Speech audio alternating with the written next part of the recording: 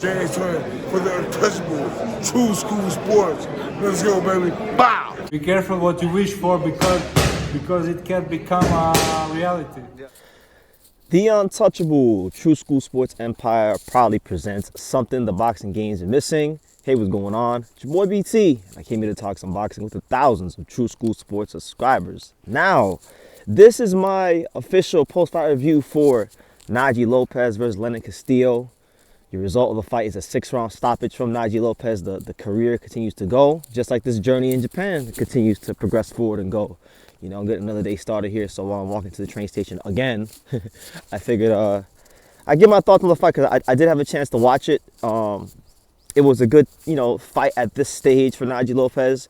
You know, boxing is all about timing. A lot of boxing fans like to criticize when fighters are in development and they take certain fights. But there are certain fights, like this is a good, for Najee having 12 fights, this is a decent fight. This is a good fight. Now, if he was like 16-0, 17-0, then I would be like, you know what, Lenin Castillo, this is a guy that, probably has seen better days. And Lenin Castillo, last time pretty much most people saw him was the Callum Smith fight where he got absolutely, not just knocked out, but like his legs are shaking. He looked, and he's had some issues in boxing, physically speaking. So that being said, at this stage, it's a good fight. Najee hasn't really fought too many like top fighters or anything like that. So and Castillo is a name.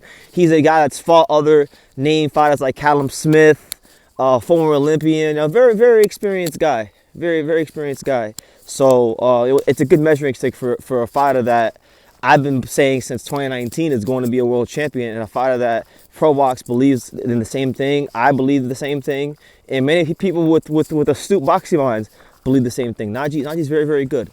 Now, in the fight, I liked what I saw from Najee. Najee, I think in this fight he showed a little bit more of his subtle skills, like the kind of skills you only get if you've been in the gym and if you've went through the arduous process of becoming a seasoned professional in boxing. Najee, I saw him doing a lot of good stuff with his lead hand, probing with the lead hand. When Castillo would close the gap, he'd push him off when he can. Sometimes you're allowed to do that in boxing, sometimes you're not. But I thought that was good. That's one of the little subtle things you want to do. He looked real comfortable mid-range. He looked comfortable from the outside. He did a great job of varying his attack from head to body, which is very important in boxing. I think that's one thing that a lot of fighters don't do. They just focus on the head and then they don't go to the body. Najee had some great work to the body. I would say, honestly, if I had one critique of Najee, and it's not even like nitpicking, but when he had him hurt, he still finished him, but when he had him hurt, I mean, Castillo was in the high guard. When he had him hurt in the 6th round, Castillo was in the high guard like this. And he was just giving him the body, but Najee just kept throwing punches to the head. So obviously, he's got to improve on that. But he finished him. It was in the 6th round where Najee threw a straight right, a right hand over the top that caught Lenin Castillo right on the temple. And then Lenin Castillo kind of let this arm out, and he was like halfway out on his feet. So then when he did that, Najee just came with the short right uppercut, and that was all she wrote. And he was on the canvas. So Najee Lopez gets the 6-round stoppage. I believe he's 12-0 or 13-0 now, something like that. So he's moving at a good pace. Pro Box has put him in some good fights against live competition. It's like the art of matchmaking. You're fighting fighters who are experienced, who can give you a test that can force the prospect to adjust, but the prospect still has to find a way to win. So it's that happy medium of you match him with fighters that your prospect can beat, but it can't be fighters but it has to be fighters that are still competent enough and experienced enough to give your fighter different types of tests, different types of looks, so that when he gets to the top level, when he's fighting guys in the top 10 and challenging for world titles, your fighter has seen enough to where, okay, this guy can go ahead and go on a push on and become, a world champion and fulfill his potential. So I think Najee's being moved along nicely, honestly. And, he's in a weight class right now, which is dominated by the two Russians, better be in Bivol. But the good thing for him and a lot of guys in this division is that, you know, all things in life, all good things in life must come to an end. And those guys have been at the top of the weight class for a long time, and they're both out the door. They're both on the way out the door. They're both, you know, well into their 30s. They're both getting paid handsomely by Turkey Al Sheikh and Riyadh season. So they won't be here much longer, you know. So by the time Najee gets to the top of the division, you're not gonna have Bivol Beterbiev. You're gonna have a different crop of fighters. You're gonna have fighters like Atif Overton, Paulo Alcoso, you know, them kind of guys. You know, and there's more people as well. There's more fighters as well that will be up there. But I'm still like, sometimes when I watch fighters develop over the years, I may think highly of them early in their career, and then they start showing things in their development as fighters where I'm like, okay, this guy's not going to be a world champion like I thought, and I'll say that.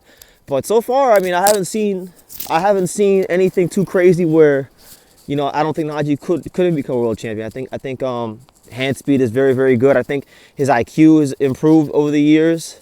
I believe he's learning how to win fights without just being the more athletic fighter and the superior physical fighter.